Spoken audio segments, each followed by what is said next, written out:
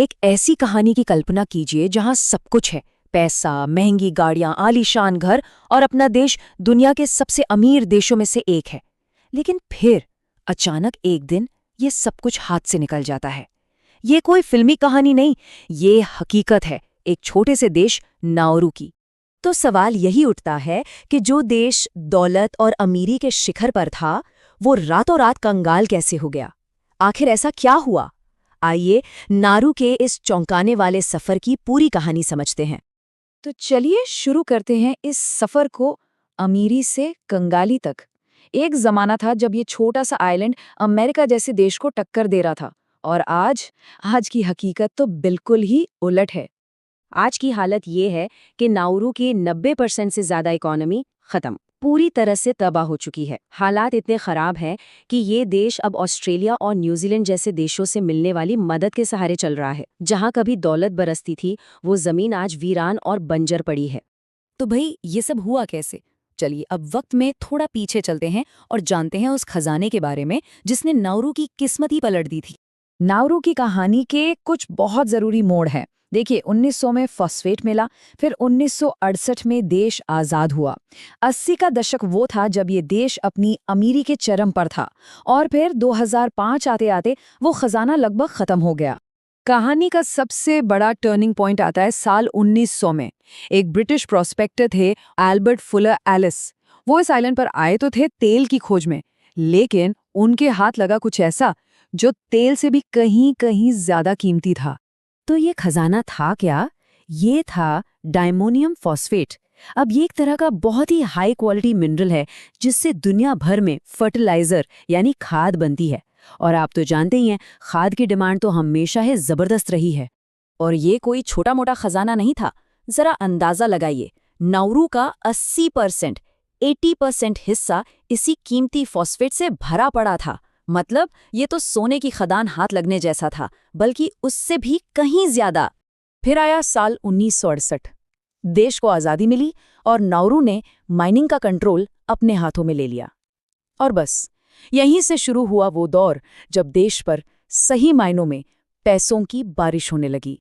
जरा इन आंकड़ों पर एक नजर डालिए, ये आपको हैरान कर देंगे।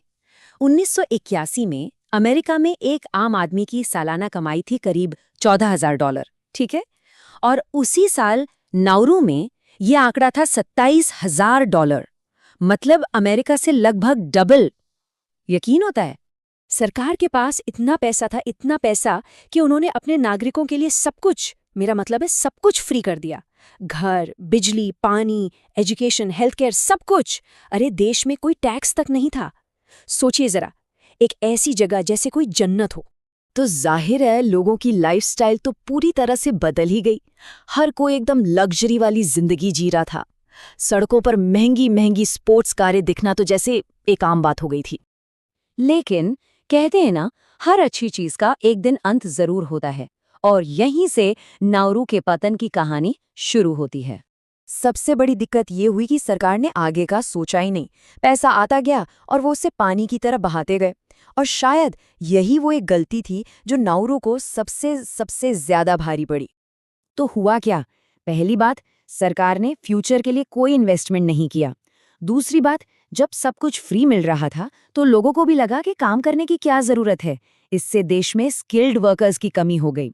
फिर लोग जंक फूड खाने लगे, जिससे मोटापा और बीमारियां बढ़ने लगीं।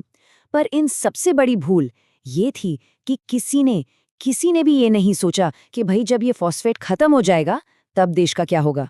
और इसका नतीजा वो तो बस सामने ही था। देखिए, 1990 में देश की जीडीपी थी $1.3 बिलियन, और सिर्फ 11 साल में 2001 तक ये गिरकर रह गई सिर्फ $0.3 बिलियन। मतलब देश की 90% इकोनॉमी एक दशक में तबाह हो गई। अच्छा, जब हालात बिगड़ने लगे तो सरकार ने एक और कोशिश की। 1990 के दशक में उन्होंने ऑफशोर बैंकिंग का रास्ता अपनाया। सोचा कि शायद इससे इकोनॉमी बच जाए, लेकिन ये दांव भी उल्टा पड़ गया और देश में करप्शन और क्राइम और ज्यादा बढ़ गया। तो आखिर इस पूरी कहानी से हमें क्या सबक मिलता है, और इस तबाही के बाद नाउरू में आखिर बचा क्या है? चलिए देखते हैं। देखिए, 2005 आते आते फॉस्फेट तो पूरी तरह खत्म हो ही गया। बेहिसाब माइनिंग ने देश की कुदरती खूबसूरती को बर्बाद कर दिया। जमीन ऐसी हो गई कि उस पर खेती भी नहीं हो सकती। और टूरिज्म, आज यहाँ साल में 200 लोग भी नहीं आते। आज नाउरू की इकोनॉमी बहुत ही ज्यादा कमजोर है। उनकी कमाई का सबसे बड़ा जरिया है ऑस्ट्रेलिया से मिलने वाली मदद। ऑस्ट्रेलिया वहां रेफ्यूजी कैंप चलाता है, जिसके बदले वो नाउरू को हर साल करीब $4.6 मिलियन देता है। इसके अलावा बस नारियल की खेती और मछली पकड़ने जैसे छोटे मोटे काम ही बचे हैं। नाउरू की ये कहानी असल में एक बहुत बड़ी चेतावनी है कि सिर्फ कुदरती खजानों के भरोसे बैठना और भविष्य के लिए कोई प्लानिंग न करना कितना कितना ज्यादा खतरनाक हो सकता है। और ये सवाल हमें सोचने पर मजबूर करता है कि क्या नाउरू कभी इन गलतियों से उभर भी पाएगा, या फिर बस इतिहास के पन्नों में ही एक कहानी बनकर रह जाएगा।